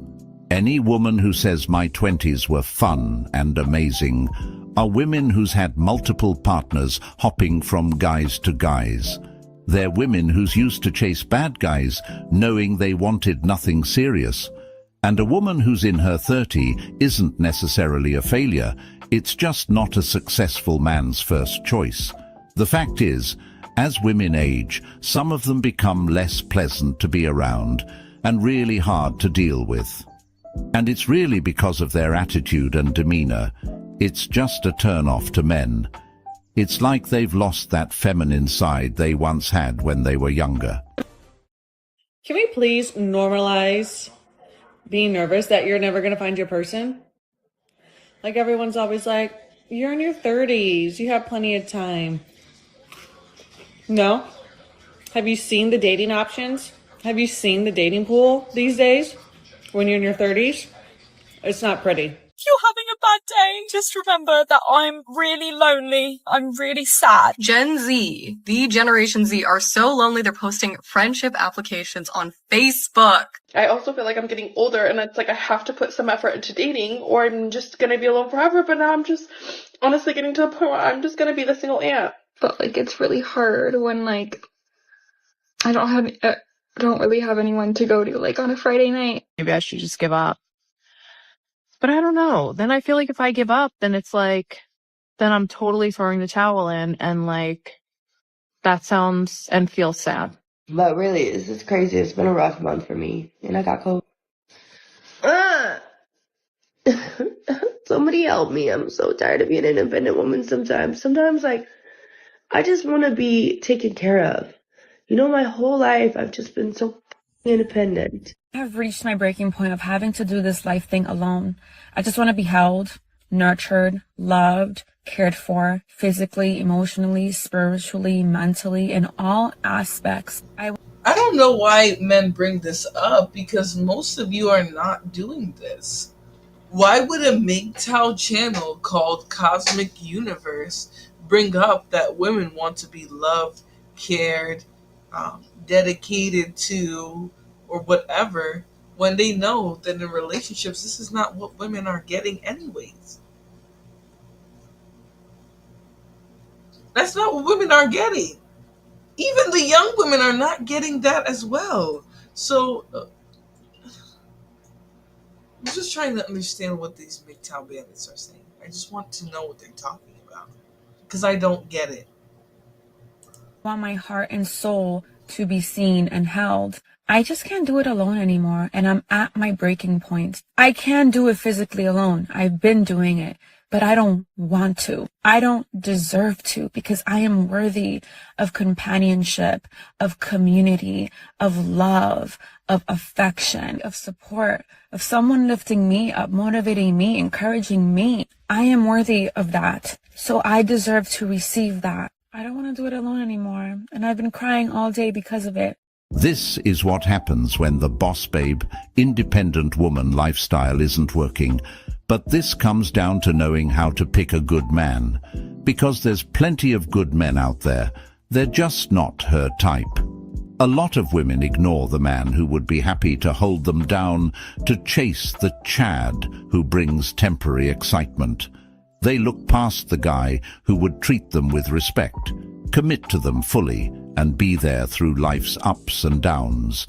Instead, they focus on the thrill of the guy who only shows up when it's convenient for him, the one who's exciting in the short term but unreliable in the long run. I am miserable. Can we please normalize being nervous that you're never going to find your person? Can we normalize? Attractive people are usually isolated and lonely. Gen Z needs to be way more forthcoming about how lonely we are because I am extremely freaking lonely. I am spending Saturday night alone again. And I don't get it. I'm young, I'm pleasant, I'm friendly, I'm big hair, I'm a wing woman. Okay? Everyone just doesn't want to make eye contact with each other. I don't get it. I don't get it. So this last year, my body count went from 1, the only guy I'd ever been with. You know, I find it so interesting that this is what young people are saying. Because when you go outside and you try to interact with human beings, the young people are the first ones to detach from human interaction in public. They don't want to talk. They're afraid to talk and speak up. They're afraid to initiate conversations. They're afraid to be friendly, to make new friends. So it's interesting to see Gen Z complain about loneliness. Maybe the reason why you're fucking lonely, Gen Z, is because you're mean. Maybe you're not warm enough. Maybe nobody wants to come and hang out with you because you look like you don't want to be around anybody. Maybe that's your issue. I remember being young and like, hey, everyone can be my friend or I can be everyone's friend. And I was cool with everybody at one point. In middle school, I had friends who were super, super popular, friends who were regular, nerdy friends, friends with people who got bullied. It was all over the spectrum. I wasn't ever holding myself in a hierarchy. But I think the problem is we've gotten further in technology. Young people value each other based off of their social media currency. So if a young person online has 600 or 1,000 whatever followers, oh, he's cool, versus somebody online who doesn't even use social media. When I was young, people used social media, but it wasn't a big thing like that. The people who were big on social media, everyone thought they were fast. We all had Facebook, but we weren't on Facebook big like that. Versus the people who were big on these social media sites, they were living a fast life. They were popular kids who were partying a lot, doing substances, having intercourse early, getting pregnant, stuff like that. I mean, it was a lot. Very different. Versus now, like young people rank each other based off of their online footprint, their social media presence. You know, where before you didn't even need to really have it. To 110 in just a year. I think that's pretty impressive. You know what that means? I have to talk to 110 different people this year. Hey, baby Buzzweiser. What's going on? Thank you for joining the show. Let's continue. It's a lot of conversations. You need help. Nobody to call, nobody to text. Like, nobody like that. I feel so alone. Like, I always just feel so alone. I just wanna, like, feel special as somebody. I just wanna feel loved, but I can never feel loved. I feel so alone.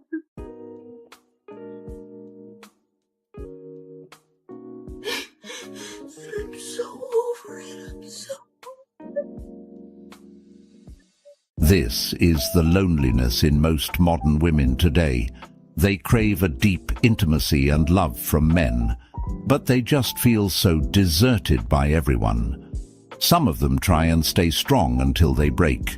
Then they turn to TikTok to record themselves crying. Truthfully, this is how some men's lives look as well, but they do it behind closed doors. The difference is, no one gives a damn about that.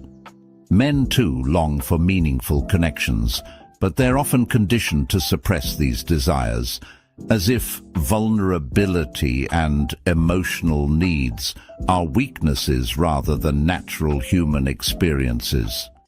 I thought being in your early 20s was like supposed to be fun. I see all these having so much fucking fun. I am miserable. Miserable. To my core, miserable. What the fuck? This shit sucks. I'm suing whoever told me that this was supposed to be the most fun time in my life, because it is not. You guys always ask me, Carly, are you single? Yes. Yes, I am. By choice. Just not my choice.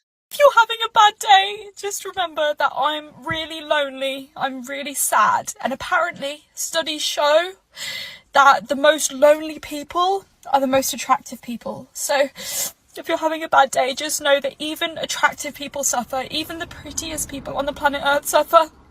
You know, I've been crying all evening about the fact that I'm lonely and I'll never find my nerd boyfriend that I'm dreaming of.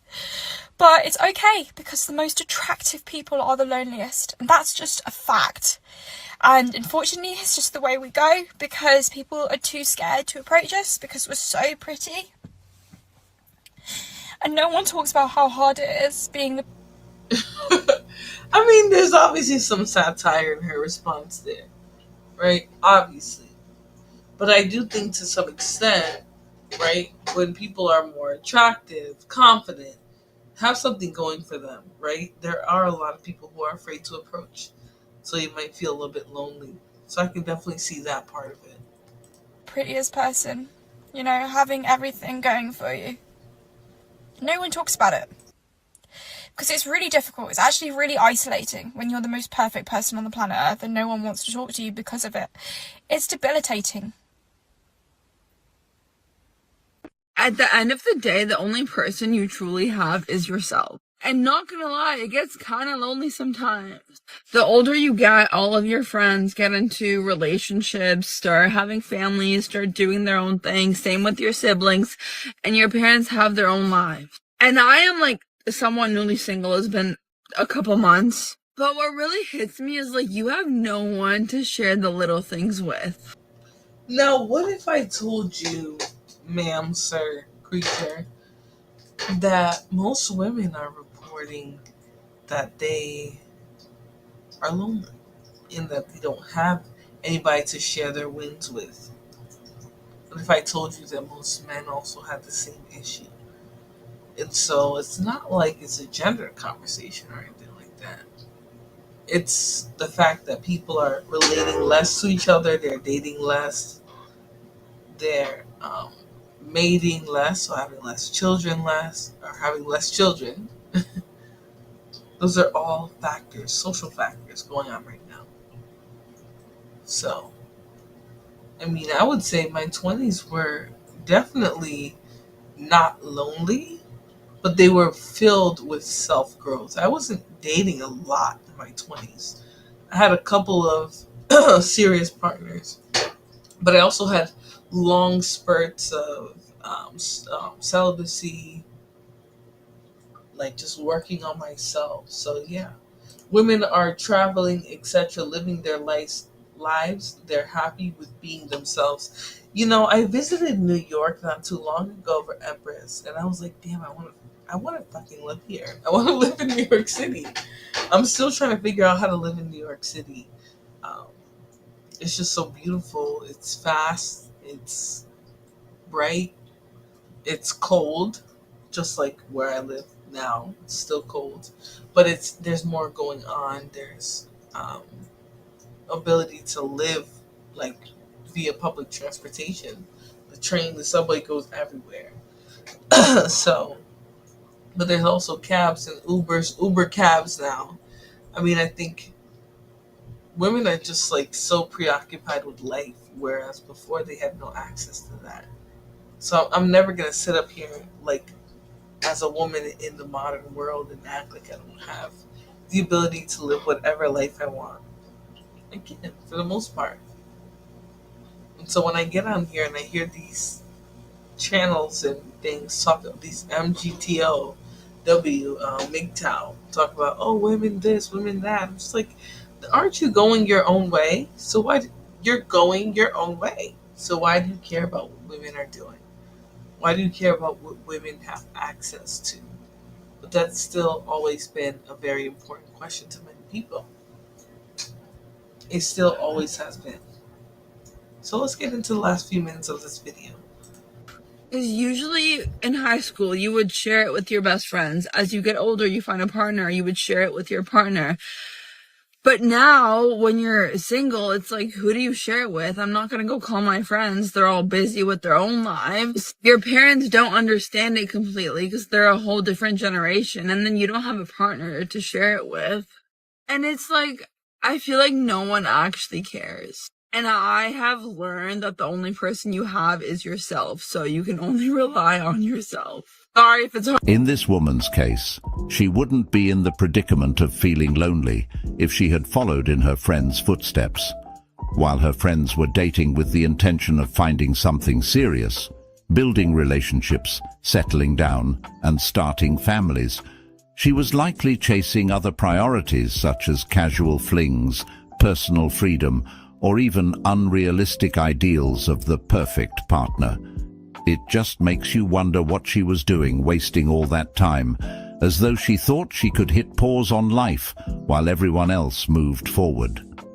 Instead of taking relationships seriously when she had the chance, she may have believed that the grass was always greener, keeping her options open and jumping from one temporary situation to the next.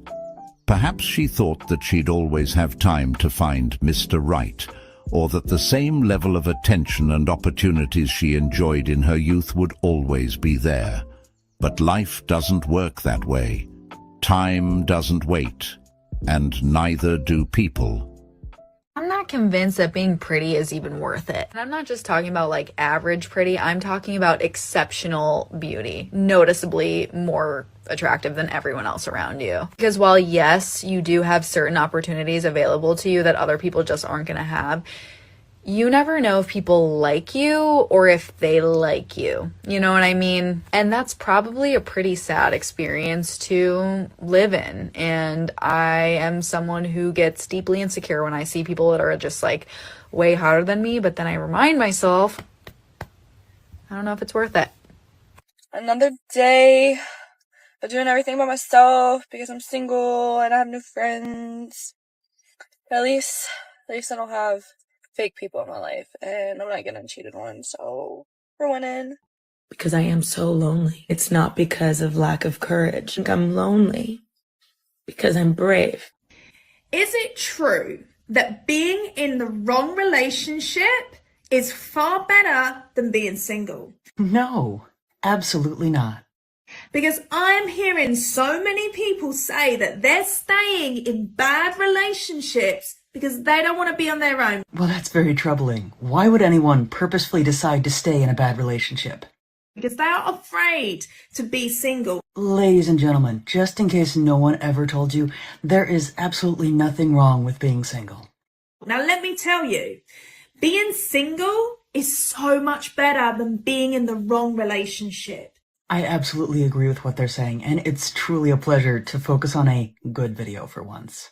I realized recently that I love being single, and the only reason that I wouldn't want to be single is because I want to have a family and a father for my kids. My therapist asked me once what I was looking for, and I said, well, if I had to choose between having a husband and having kids, I'd have kids. And she was like, well, why is it an either or? Why do you have to choose between the two? Don't you want both? And I literally was thinking about it, and I was like, I want to have kids. I want to be happy, and then third on the list is I would like a husband. That would be fulfilling. But I'd rather have a good father for my kids than a good husband if I can only have one. And this was a really big eye-opening moment for me because it was a time in which I realized a couple days ago when I was getting martini with a friend that I actually genuinely do like being single. And if it weren't for kids, I'd be fine being single for the next 20, 30 years and like dating. And weirdly, I'm jealous of my friends who. So here's my thing here. How can men then say that singleness and independence isn't something that women enjoy? Right? Because if the only reason why she wants to get with a man is to have a child and a family, it means that she would probably be okay without any of that if she didn't really care for the child in the first place. So, I don't know. Yeah, but the projection is definitely wild, Empress Kia. Very. Had like 2 or 3 kids in their 20s, though I'm sure that was really difficult, and have since divorced those people and now have kids and are just like freely dating with 8, 9, and 10-year-olds. And I'm sure there are definitely really difficult things that they're going through with that process. But anyways, the point I got to was I really like being single. So maybe a sperm donor is in my future, or adoption. I froze my eggs. Who knows what's next? By the way, this woman is lying. She definitely craves a husband. She was the same woman who was willing to pay $5,000 to find a partner. Hi, my name's Eve. I'm 35 years old. I'm 5'10", and I'm looking for a husband. Catch that. I'll pay $5,000 if you find me my husband. Now, she's saying she's content with being single because she's accepted her reality of being unable to find one. This is simply a coping mechanism. It's not uncommon for people to change their narratives when they feel frustrated or defeated in their search for love. When someone has previously shown a strong desire for a relationship, but then shifts to claiming they're perfectly happy alone, it often indicates a deep-seated denial. This kind of dismissal of her earlier ambitions is a way to protect herself from further disappointment. Her claims of independence are likely a shield against the pain of unfulfilled desires. Deep down, she may still fantasize about a future with a loving partner, but admitting that would mean confronting her current situation, which she may find too painful to face. Yeah, that's what I was thinking, Lana Love. She may have realized it's a waste of time. Now, it's interesting the way he framed all that. I think a lot of it was framed out of like just hatred for women and their ability to choose and taking their time to choose. Yeah, some people are disappointing. some people show you who they really are, and you're like, oh, wow, thanks for nothing else beyond it. All right. Okay. So the next video I have here is a video about biological clock, and I think these conversations tend to happen when women are being valued and scaled based off of their ability to reproduce. I think this.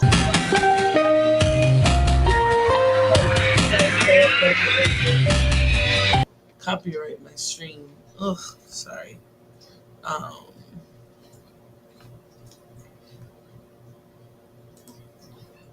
News stories about the science behind it. I chose this video because I think a lot of the conversation with women in relationships is about making women believe that they have to offer something and they have to be involved in some sort of competition in order to get access to love. They have to prove themselves worthy. And I think it's just inherently weird. Now, let's watch this video here where they're going to talk about women's fertility and when it declines and things like that.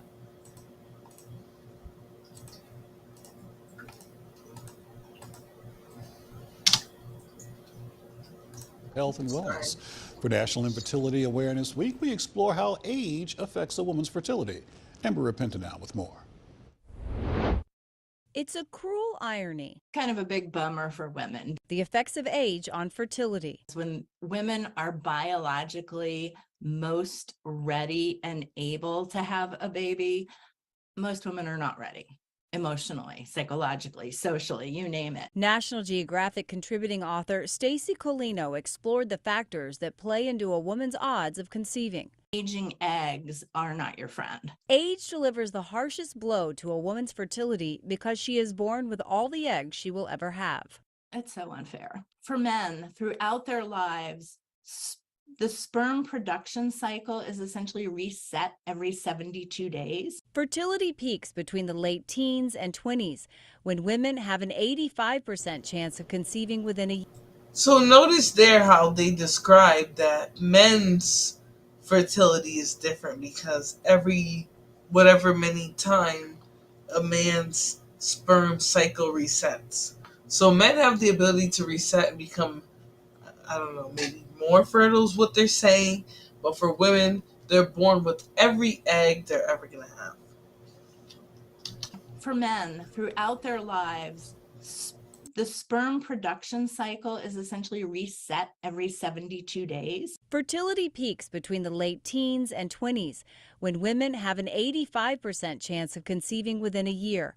By age 30, that percentage drops to 75. At 40, it's 44%. As you get older, your eggs are getting older too, and you're losing more of them. But women's DOB isn't the only determinant. Factors may be genetic, hormonal, environmental, or lifestyle. Smoking is really toxic to eggs. Heavy drinking can be. Certain drug use. Obesity is a problem when it comes to egg health. And Colino said many women don't even know this. And a lot of the experts that I interviewed for the article also said that women that they have worked with and treated were blindsided and had no idea that their fertility was at such risk. She hopes greater efforts are made to educate women on fertility years before they try to get pregnant. We're not taught this and informed about this from a relatively young age when we could actually make better informed decisions maybe. Amber Rapinta, ABC 11 Eyewitness News. Well, Stacey Colino told Amber that pesticides and chemicals in plastics can also impact egg fertility. Yeah, so pretty much anything can, right? So many things can impact fertility. But I think that men like to act like there's this biological clock that starts ticking when a woman reaches 30, and that's really not the case, right? There's a number of factors. So, the next video is this conversation about women rejecting the coffee date, but now being so desperate for attention from men that they want this coffee date. But let's really get into it because some of the things that they address in this video, I don't think they go along with what's actually being said. Sorry. I don't know what is going on. My computer, but I'm being like hacked or something. Oh my god. Let me check out of this. Check out of all that real quick. I'm gonna go grab the video. Again, coming from here. Coffee date. So they talk about this. So they talk about this man who wanted to take women out for coffee dates and was told that what he was doing wasn't enough. And I think that what men decided to do when women said, oh, just wanting to take me out for coffee is not enough to show that you're interested, is to try and weaponize. I don't know what's Noor from Love is Blind Habibi is the perfect example. We're going to get into this. But I think men decided to say that women who expect any level of this are, gold diggers. And now look at them, they're so lonely because they're not getting even a man who would have taken them out for coffee. Lana Love said, the women in my family had babies up until their 50s easily. Just saying. I'm just saying. Same here.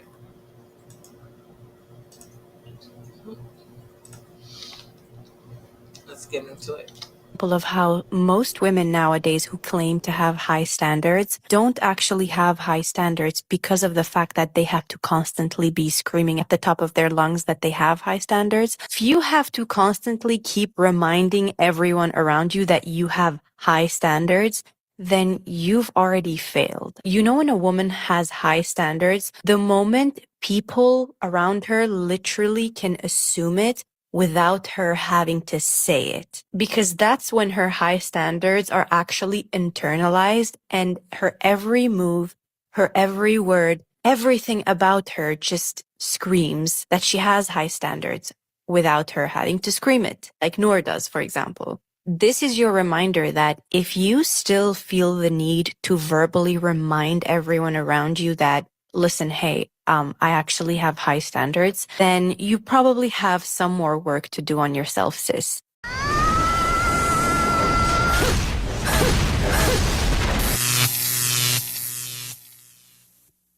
Welcome to The Wall.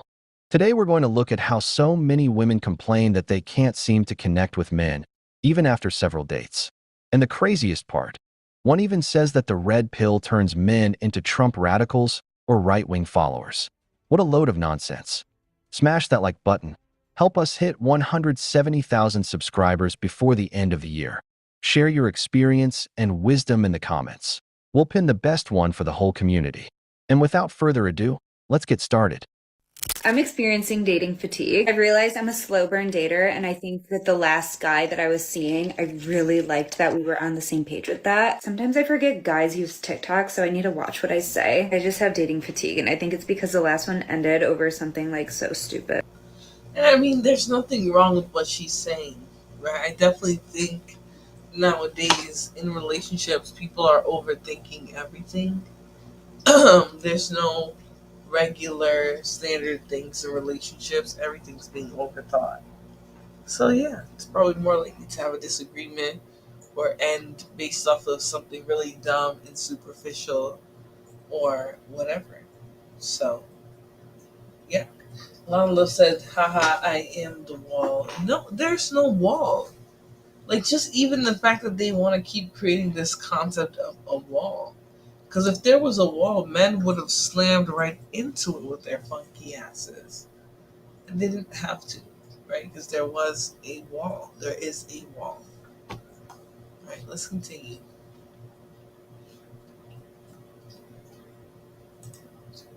I'm not gonna get into it. When something you see could have really good potential and then it ends over something so stupid, I think that's what's creating dating fatigue for me. Hold on, let me go wash my face. I try to be super optimistic because I feel like if you put out negative energy, that's what you're gonna attract. Don't need to attract a negative man. Oh my god, no. Just like a little bit down in the dumps. Like, I'm really trying not to be though, but a little wee tiny bit. Cycle of being excited for a date and then it doesn't work out. Being excited for the potential, then it doesn't work out. It's like the highs and then, oh, that sucks. The highs and then, yeah, that sucks. Never that serious, but being a human being, like, you feel things. Have full trust and what's meant for me will never pass me by. If something's supposed to work out, it'll work out. Yes, I was sad on Valentine's Day. All I have to say is thank God I haven't dated like any like super bad guys. Like, all the guys have been really nice and really pleasant, and sharing this because there are so many highs and lows with dating, and sometimes you do need to take a break. Remember, what is meant for you will never pass you by.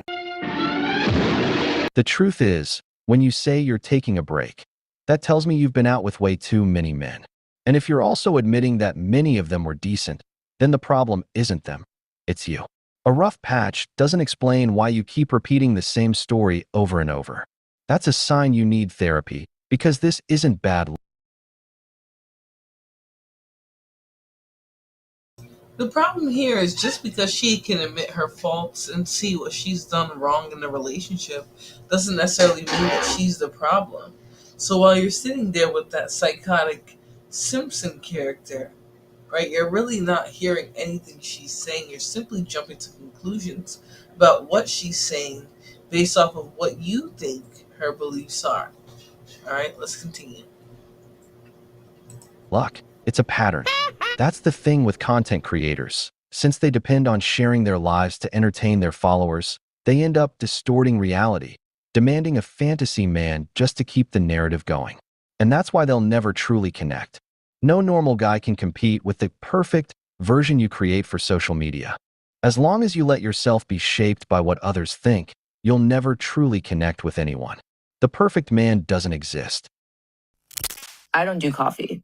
So I told him I only do coffee for business meetings and friends. So if you want to go get coffee as friends, of course.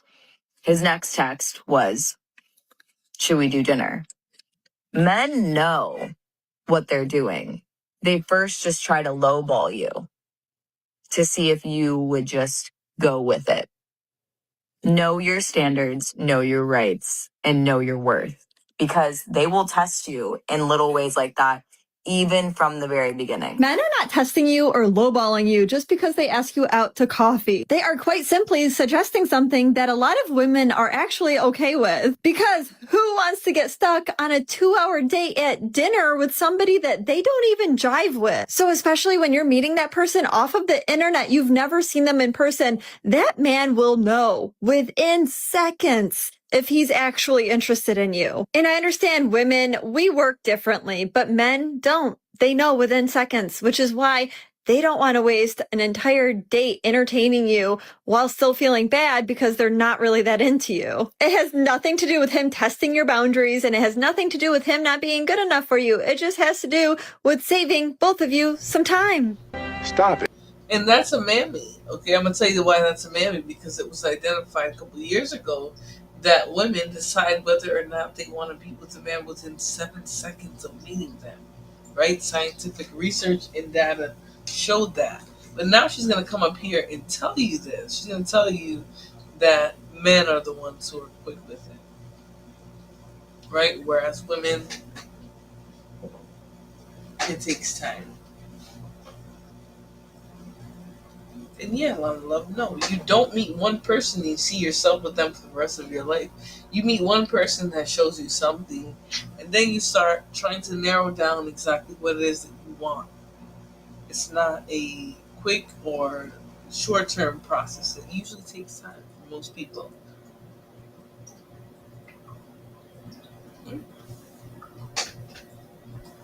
Now, in the interest of not making the video a little bit too long, I do want to come back on this conversation tomorrow night, right? The male delusion of high value in women hitting the wall. Tonight I've showed you that men are going to get on here and pretty much tell you. They're going to tell you that women are hitting the wall. They're getting to these big ages and they don't have what they want. They don't have the man they want. They don't have the relationship they don't want. They don't have the family they want. They don't have the resources they want. They're still in want of something while they're running away from men leading them into happiness, quote unquote, right? That's the whole idea here. That the man is trying to lead them into happiness and love and masculinity. But I really don't think that that's the case. I think the reason why women are foregoing relationships and having children with men today is because they've seen generations and generations of women suffering. Generations and generations of women going through unhealthy dynamics, losing access to their children, being manipulated by men with money and relationships. We've seen it all. And so women are foregoing that drama. They're child free. They're not having kids and then having to subject them to predators because men aren't going to quote unquote men aren't going to marry women who already have children. They're going to leave those women subject to predators. So what you're just seeing is a big cycle of rejecting each other. And I think people are tired of that. So we're going to have a second topic. We're going to talk about where women are at. We're going to look at the literacy rates of women. We're going to look at the employment rates, independence. Are women making money? Are women comfortable without having families? Are they living happily? Are they dying alone? Are they dying surrounded by loved ones? What are the contrasts and comparisons between men and women as they age and this idea of being alone or being happy alone? All right, so we're going to have this conversation tomorrow. Hopefully you guys enjoyed the rest of your evening. I will see you on the next one. I'll send you off with some music because that's my job, is to give you some tunes to bop to. And I'll see you then on the next show.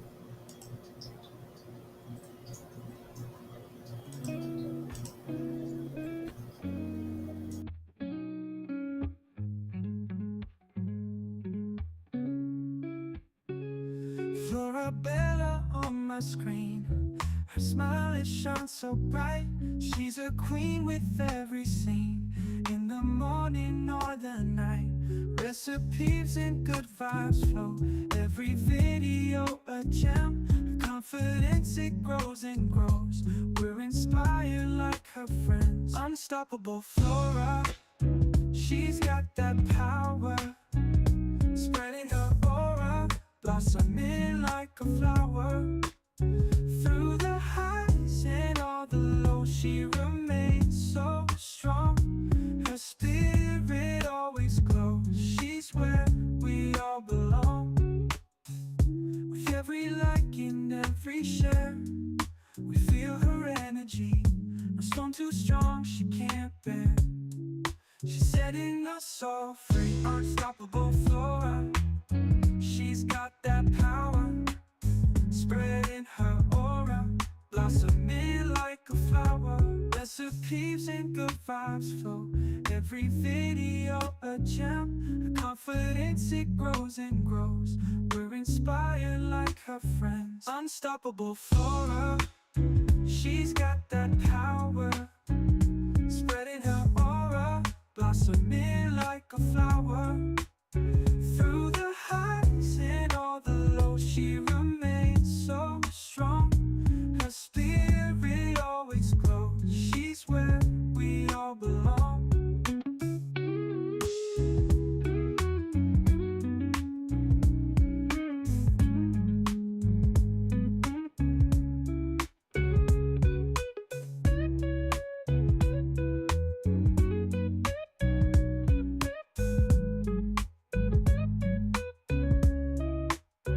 With every like and every share, we feel her energy. No storm too strong, she can't bear.